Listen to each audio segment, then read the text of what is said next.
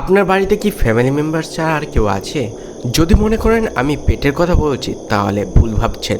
মানে এমন কেউ যাকে সরাসরি খালি চোখে দেখা যায় না।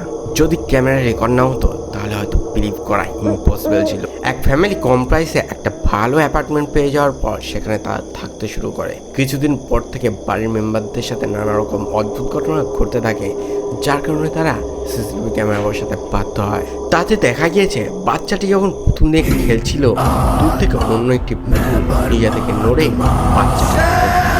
শুধু তাই নয়, বাড়ির আরেকটি বাচ্চা যখন সন্ধ্যাবেলা হোমওয়ার্ক করছিল, হঠাৎ ঘরের মধ্যে একটা দমকা হাওয়া এসে টেবিলের উপর রাখা বই খাতাগুলিকে ছিটিয়ে দেয়, যার কারণে বাচ্চাটি ভয় পেয়ে ঘর থেকে বেরিয়ে যায়। তাহলে কোশ্চেন একটাই, বন্ধ ঘরের মধ্যে অত জোরে হাওয়াটা আসলো কোথা থেকে? আর ভিডিও ক্লিপটা দেখে অবশ্যই জানাবেন এটা কি সত্যি কোনো স্বাভাবিক ঘটনা।